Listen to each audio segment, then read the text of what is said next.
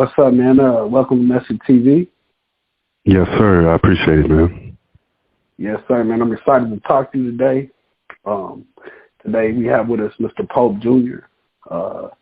He is a pianist out of Dayton, Ohio. If you could introduce yourself to us, Mr. Pope, I'd appreciate you. All right. Well, my name is Fred Pope Jr., but I go by the surname of Pope Jr., and originally from the south side of Chicago, but by way of Dayton, Ohio these days. I am a gospel musician and producer, singer, songwriter, and just happy to be here today, man. Okay, man, awesome. Like I said, I'm excited for you to join us, man. So, we talked briefly kind of about your journey, and right now you're a member of a band, correct? I am, man. I'm a keyboardist for a band called Ben Clunch and Friends. Check us out on SoundCloud, and I'll put that link in the description. And so, as of late, you haven't been with this band for that long, right? No, man, this is a recent connection, man, but they're some beautiful guys. Very much allow me to be myself in the environment that I'm in, since it's a little different for me to be doing what they call jam rock. And so, man, I'm enjoying it, though. I'm learning a bunch in terms of the comparisons between the styles of music and whatnot. So, okay, what kind of music did you do traditionally? Well, traditionally, man, I was born and raised in a Christian environment, so gospel music is what I have the pleasure of knowing first and foremost. Though I was exposed to all types of music at home, and everybody in my family is musical. Almost every single person. I don't think I know anybody in my family who's not musical in some way. And so that created a lane for me to be able to listen to my elders and the types of music that they listen to. And so my grandparents listened to two different styles of music themselves, my mother listened to a different style, my father, and so forth and so on. And so, man, I was just a sponge for all these different styles of music. Okay. So, so you guys perform live on a regular basis, right? We have here over the last several months or so, man. I think we're on hiatus now until sometime in January. But yeah, we've been doing some stuff here in the Dayton, Ohio area, in Springfield, Ohio, as well as Yellow Springs, Ohio. Okay. And so for those of y'all that are watching, brother, you are visually impaired, right? Indeed, man. I have a condition called retinitis pigmentosa. But in these latter years, I found out that what I have is called Usher's syndrome. And so I'm in a pretty unique situation as a musician to be visually impaired as well as hearing impaired. Oh, okay. Wow, man. That is a whole nother set of struggles, man. It's almost like, like a pilot that can't see, ain't it? In a sense of speaking, I would look at it that way, man. I think we as human beings, we downplay our senses a lot. People who can see very well depend on their visual for descriptions and don't pay attention as much to how sound can really give descriptions as well. So though I'm in a unique situation, man, it's crazy because I can hear so well, only having one ear to hear from. So, man, that's interesting. So like a lot of people, they always say, when somebody loses their vision, their sense is heightened. But it seems like you're saying really you just pay more attention, you become more aware. Well, I mean, our senses are very much like muscles, and so hearing better is something that you have to exercise. You have to exercise those things in order for them to get better. Yes, they will naturally do so, make some adjustments on your behalf. But if you're not focusing in and trying to exercise those abilities, then you won't get the most out of them. Okay, I see. I understand that. Do you have any, let's say, tips or tricks for anybody trying to pick up the keys? Man, I will express what someone expressed to me in the early years that I didn't pay attention to until maybe probably about 20 years later. A person who's trying to learn how to play the keys, man, focus in on your knowledge base. Of course, you have to know your notes. It's good to know your scales. And then from that point on, how I teach my students is to learn progressional play, and which is learning the different movements and what they sound like from note to note. And I can go all day about that, but that's the kicker right there. Okay. So it sounds like you're touching on what is music theory. So, yeah. So I would ask, do you play by ear or do you read music? Well, since I'm visually impaired, I don't read music. My eyes just don't respond as fast to what I see on the page. But if I sit in front of some written music and I have time to go through it and blow it up and all that kind of stuff, then yeah, I definitely can read what's there, but I don't sight read, So what I'm doing is based upon my ear tells me what's there, but then my knowledge of music theory rationalizes it so that I can utilize it the way I want to, if that makes sense. Yeah, no, most definitely, man. So how long have you been doing music? Man, I'm gonna go on a limb and say about 17 years now. In this phase of it all, like I said, I came up, playing instruments in church and stuff like that, and being around music ministry as a child. As a matter of fact, even in my mother's womb, actually, my mother was in high school as a music major while she was pregnant with me, and so she was singing like all of the time. Through that, both in church and in school, and so in a lot of ways, she kind of sunned this stuff into me too. Okay, man. So you're from the South Side of Chicago. Mm-hmm. How long were you in Chicago? Man, born and raised. I made it through high school and maybe a couple of years after that, and then I, kind of took flight, man, and started looking at the world for myself. And moved down south, and then eventually made it back to the Midwest, and didn't kind of rediscover music as an avenue until I found out I was visually impaired and was looking for a way to kind of sustain myself. Okay, and so you were able to tap back into the music, and you were able to make a profession, like actually go out and perform and make money playing music. Yeah, definitely, man, and a few other things as well, that deal with music. Like I said, I teach, so I teach basic music theory that can be applied to any instrument. I do some vocal help, I do production and stuff like that. So, all of this stuff kind of piggybacks off of everything else.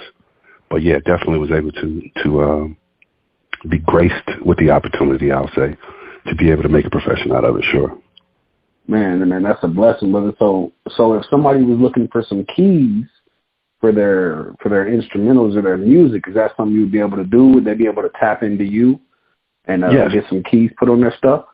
Man, you can get some keys on any instrument that you could think of. Excuse me. I can play all of those virtual instruments, as well as some of them in real life. So. Okay. So any producers out there, if you're looking to tap into somebody to get true organic sound, you know what I mean? This is your guy right here. And I'm gonna link his Facebook profile in this description, everybody. So tap in. And we had talked about you're gonna do a solo venture here soon. Yeah, man. Sometime I'm gonna go on a limb and say in the first quarter of next year.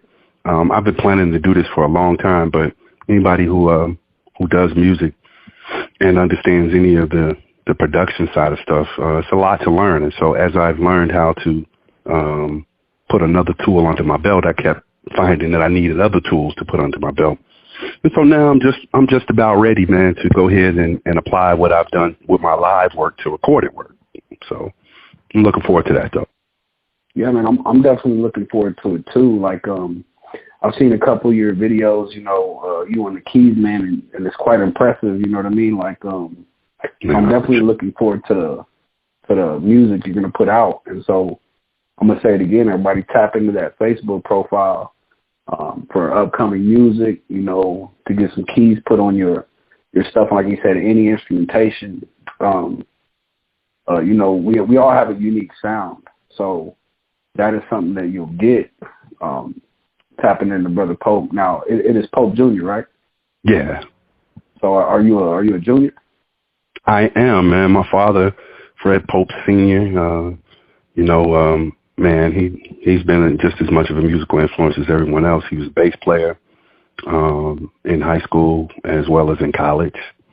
And, man, I just had the opportunity to meet a lot of good people just from some of the relationships he gleaned over the years. Some of the folks who were stars, and I didn't know they were stars.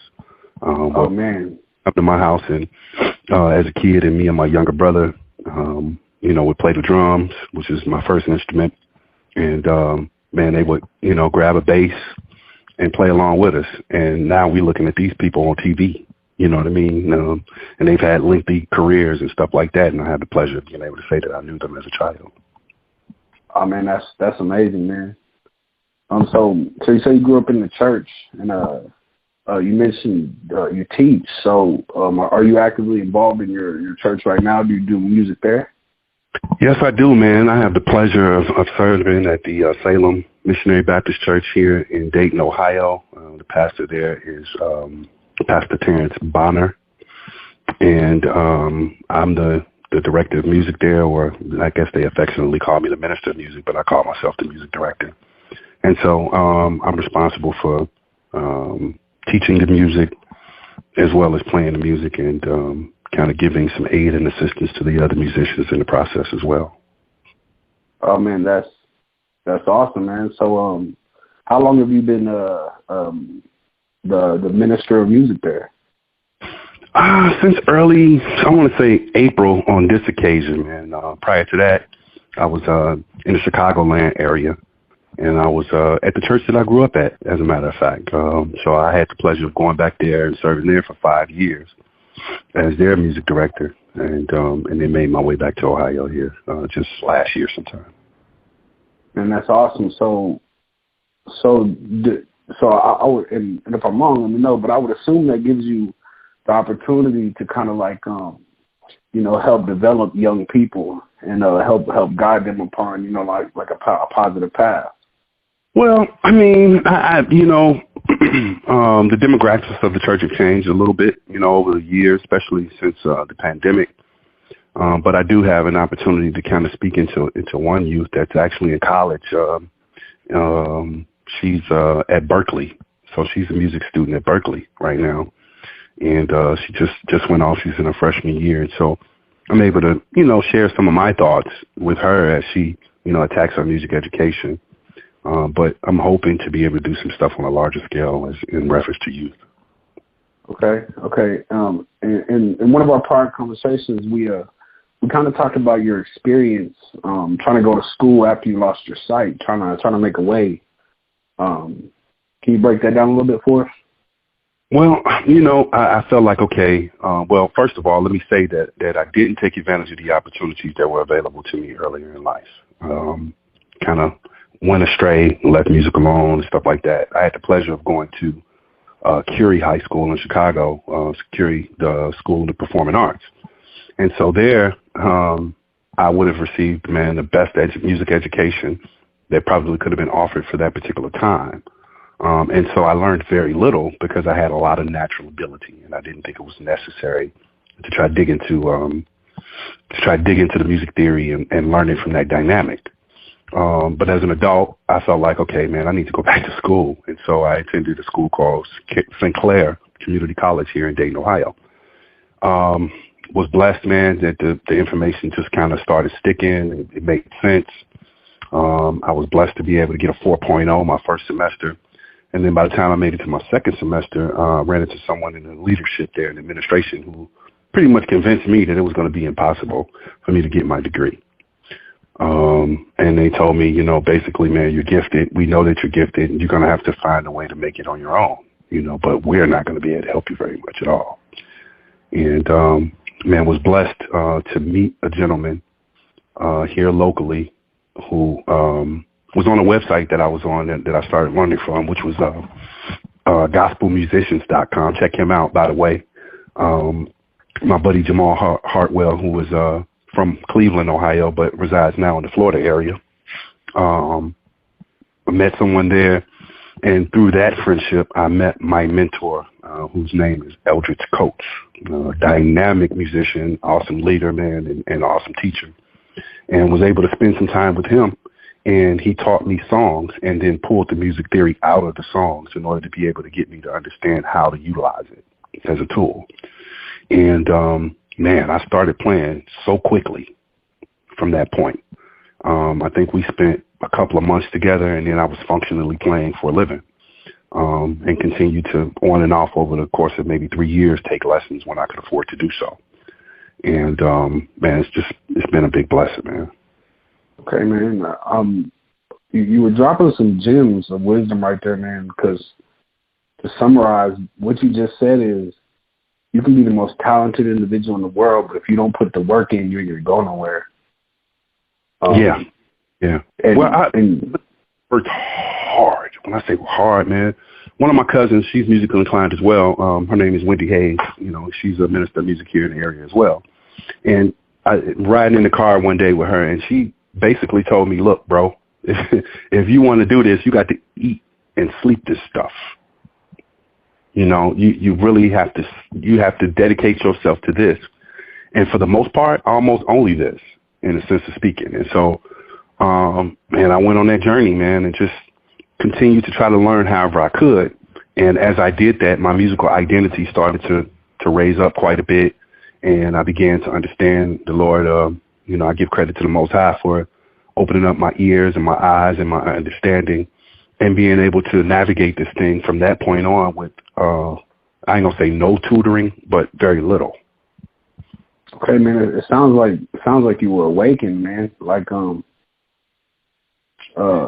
if you could give any advice, to young musicians or just young folks in general, man, what would it be? Well, I mean, this is a skill. It's a skill. I choose to not call it a craft because for me, a craft denotes to something else, but it's a skill, a trade, if you will, you know. And if we take like an electrician goes to an apprenticeship program, and I think it's like a 4 or 5 year program if I remember correctly. And you start off as an apprentice, you know, and you build your way up and learn functionally, you know, how to be an electrician. And then eventually you become a journeyman. Well, you got to work your way through the steps. Don't be afraid to make mistakes. And don't be afraid to get a teacher. You know, don't be afraid to get a teacher and let somebody teach you and help you navigate through because they've been through all this. And so in a lot of ways, they're going to cut through some of the red tape on your behalf to get you where you're going. It may not seem like it at the beginning because progress is a slow process, but it's out here. These days, you can look on YouTube and find a lot of information. I think the problem with that is that not all of the information is kind of packaged in a way to where you can go from A to Z. It's kind of spaced out a little bit. And so I suggest anybody to just keep pushing and reach out to someone who's a little more seasoned than yourself to be able to pass on, you know, information on how you can utilize this stuff. Man, that was all very well said. So one of my life slogans is forever a student. Mm-hmm. And I carry that with me because, you know, as a young dude, man, I thought I knew everything. And around every corner, man, I found something else I didn't know. Yeah, and the more I learn, the more I find out I just don't know. I don't know. You know what I mean? I'm humbled by whatever information I learn because there's so much more, you know. Now it gets easier as it goes along, right? You know, because you understand more. But, man, I'm humbled. I'm like you. Actually, I tell people all the time, I'm a student of music. I am a music student forever. And so when people get to kind of trying to pat me on the back and stuff, no, man, I'm a student. You know, I'm still learning. My gift is a lot further away than my understanding. And so for me, I'm trying to bring my understanding of music and my gift of music closer together. And that's what'll make me strong. Oh, man, that's powerful, man. So, yeah, knowledge is power, ain't it? And it's endless. Actually, no, it's not. Proper application of knowledge is what's power. Ooh, okay. Okay. There's levels to the game, isn't there? Yeah, I mean, you know, a lot of people know stuff, but it don't become wisdom until you apply it. Man, okay. I'm going to keep that. Everybody out there, y'all keep that. Matter of fact, man, let us know in the comments if you understand that because that's big. Man, so look, shout out to Dayton, Ohio. For sure. For the Gym City. Sure. There you go. Let me ask you this: what's the best restaurant out there? The best restaurant. Hard to say, man. Things have changed quite a bit here, since the pandemic. So I couldn't give you an honest answer on that. But I'll say this: they came a few years back. They built a Chicago pizza place here that is familiar to me from home. And so I get a chance to get a little slice of home here in Dayton, Ohio. It's called Giordano's Pizza. Never had it. Giordano's Pizza. Okay, so are you a deep dish pizza guy? Yes, sir. Okay, see, that's a conversation. I've heard it argued very intensely. I am a fan of the deep dish as well, man. That is interesting, brother. So let me ask you this: for any blind or visually impaired musicians who are looking to become performers, do you have any advice for navigating the venue, stage presence, preparation? Well, man, I'm gonna tell you. I would say get familiar with the technology first and foremost. Get familiar with the technology. Now I'll tell you what I use if you like. Yes, sir. So I use Machina. I use Machina. 2 software is my DAW, which is set up, I would say, similarly, in a similar fashion to like a Ableton type of thing. And within that, it has a plugin within it called Complete Control. All right. And so that piece allows for it to be accessible. And so I'm able to, be able to hear, my parameters and all of that kind of stuff on stage in real time, and be able to set things up even from home to be able to use it. Now, I still have some vision left, so I'm able to kind of use some of that to give me a little bit of assistance. But for those who don't have any sight, tap into the Complete Control piece by Native Instruments. They have a standalone Complete Control, and then they have Machina 2 that can be utilized. And if you need training on that, reach out. I'm here to be able to do that as a service, man. Okay, man. Wow, brother. So, like I said, I'm gonna link him in the description, and definitely reach out. I have a buddy out of San Antonio that uses Native Instruments, and he digs up it, all the time. He is a student of music and he's studying, man. And what's his name? So his name is Atreyu. He's a rapper out of San Antonio. The group's Black Theory. His stage name is Novasin, and check him out. Yeah, he has a song called Opinionated. I mean, that's fire, man. Like, he's actually one of the people that persuaded me to actually pursue music, man. Whether brother knows it or not, he's been a positive force in my life, even from afar at this point. Yeah, that's what's up, man. We have to love on each other in that way and continue to encourage each other. We're a community of our own, and so we have to kind of reach out to one another, man, and be willing to assist one another in this thing. Yes, sir. Like, I'm 100% with you, and like I didn't mean to cut you off, but like the music industry is a cold place, man. But it seems to be that way because of choice, because I think people fear getting outshined. You know what I mean? Mm-hmm. Yeah, well, and that's possible. I think, well, first of all, confidence is something else, man. Not being able to see don't mean you can't see. And so what I deal with is my inner vision. I practice from an inner vision point of view, and your inner vision is so much more important than what you could ever see from the outside, because your eyes is the first element that will lie to you. Something can look like something and it not be that at all. But that's what I would say, man. Be confident. Don't be arrogant, but it's okay to be bold. Yeah.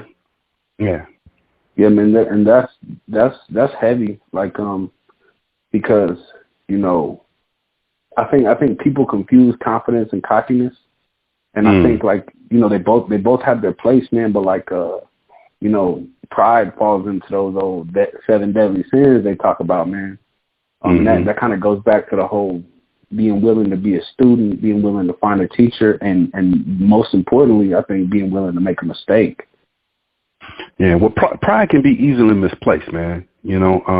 As a matter of fact, for people who read the Bible, most of them may know that God hates pride. Yeah. But it's a whole nother thing to have confidence in the Most High and what He's given you. You know what I mean? Yes, and there's nothing prideful about that because you put it kind of under control and in its place. Cockiness to me, it really is how someone else feels about you. Has nothing to do with how you feel about you.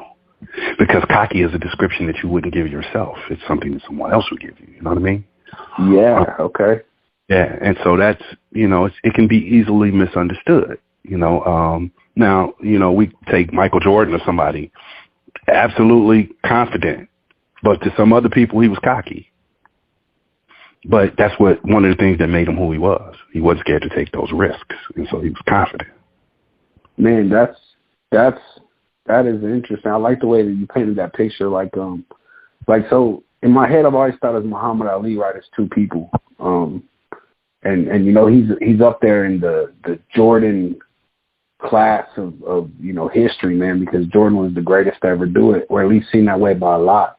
And Muhammad Ali the same. And like I always seen the Muhammad Ali that was in interviews, and in front of people as just this mouthy, cocky, just like in your face character, right? But I always had the understanding, or at least I guess as I matured, that behind the scenes, that brother was not in there playing cocky. If he was, he wouldn't have put so many hours in becoming Muhammad Ali. Right. Well, you know what? He understood that there was a psychological component to what he was doing, to be honest with you. And so that was drawing people to him, number one. And then he was out psyching his opponents. Think about that. He came in so confident, and then he had the smoothest way of allowing his opponent to feel like they were winning. And he called it the dope, right? Yeah. Dope. And what he did was he did like what we see Rocky do. Man, let him beat your butt for a while and let him feel like he got you. Save your energy. And then when the time is right, boom. You know what I'm saying? And he would take over because they didn't see it coming. And so, it was all strategic for him. And I think the same thing can be done for us as visually impaired and blind people, man. They don't see us coming, Doc. They just don't. They don't see us coming. They believe that Stevie Wonder and Ray Charles were a mathematical anomaly, if you will. And so once in a billion kind of people can do that kind of thing. When in actuality, man, there's a whole mob of us. A whole mob. Man. When I say a mob, I'm talking about a mob from all over the country. And I'll even go as far as to talk about some of the brothers I know over in the UK who are completely blind and are producers and man, just doing their thing in their own right. So, man, be confident. Don't be afraid. You're going to hear negative comments. You're going to hear you can't. You're going to hear it's impossible. But if you believe, then it can be done. Okay. Shout out to the UK, man, and that's big. Like just to like kind of echo you, some of the most talented people I've ever met are blind and visually impaired individuals. I actually met a guy back in the day who was my judo partner, who I believe also had ushers, and he played so many different instruments, man, and his hearing loss was like at a further stage, you know what I'm saying? Like he could barely hear. He had those hearing aids where it connect to your phone, you know what I'm saying? All these cool things, brother. But when he would play the piano, he would take his hearing aids out and he would open the back of the piano and put his hand over the deal so he could try to match his vocals with the vibration coming off that. And it just blew my mind, man, because, you don't know till you know. you know, and it kind of like, you think about limitations, you know what I'm saying? And as blind people in the world, they try to set them for you, or at least we perceive them as them setting limitations on us, man. But what I've learned is the only person that can really set limitations on you is yourself, man. That's right. Well, you know, a wise man by the name of Kevin Bond, by the way, awesome musician, producer, so forth, a songwriter, told me once that sometimes the object of it is to make the problem not a problem at all. And so that's what I've tried to do. You know, since vision is my issue, I've tried to do everything to make sure that I don't even have to use it. Like, what am I going to use it for? Because it's a distraction. And so I start focusing it on my ear and the technology and stuff like that. And so, you know, when you find barriers, sometimes the barrier is put there so that you can't use it. You follow me? It's there so you can't use it. And so that it's not the object of your attraction. So now that the eye is not the object of my attraction, I can focus on just playing, man. You know, or just creating. I don't have to worry about the fact that I can't see it, because people don't come to the show to see. They come to hear. Come to hear. Yeah. Now, of course, there's a visual component to that, right, for most people. But all in all, they're using their eyes to make a greater sense of what they heard. Okay. So it's all about hearing. Everything in the world has a sound, even a tree. Oh, yeah.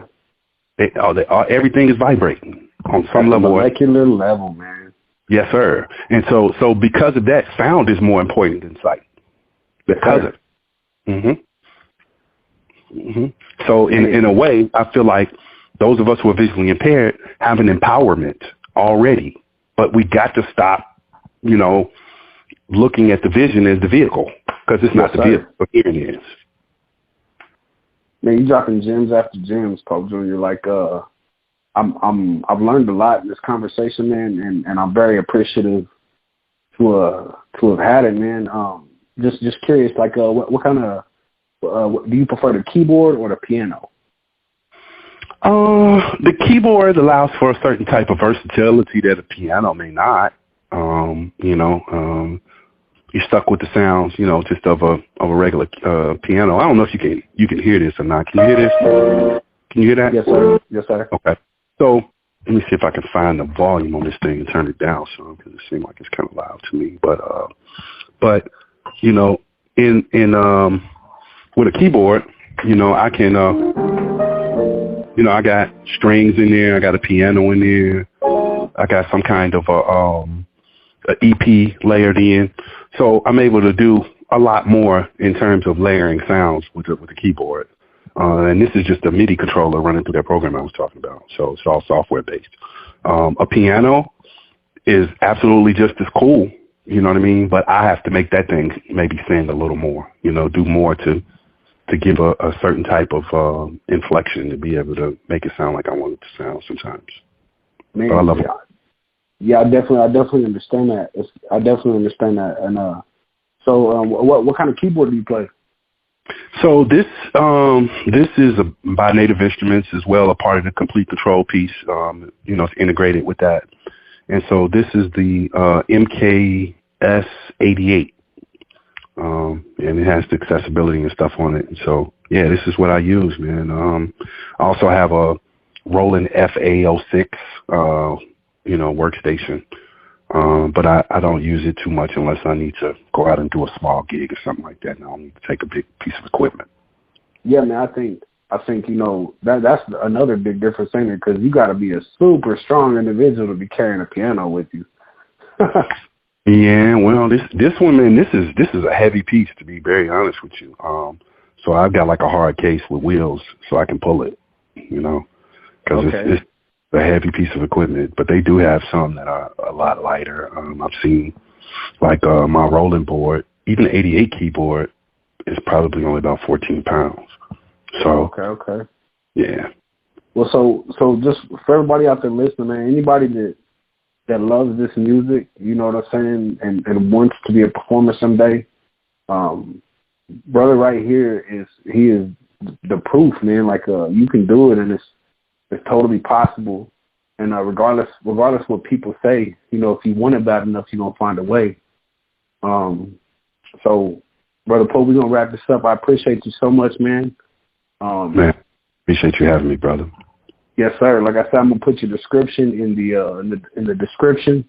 I said description in the description. I'm gonna put your link in the description, my friend. And remember, everybody, tap in, man. If you want some instruments on your instrumentals, you know, you got a project, and you're looking for somebody, this is your guy. If you're looking to learn the native instruments, the brother said it himself. He's a resource that you can reach out to. And we look forward to your solo venture coming out, you know, after the beginning of the year, man. And if you could, if you would, you know, give us some of them keys to exit with, my friend. Ooh, let's see. What do I want to play? All right, I got you.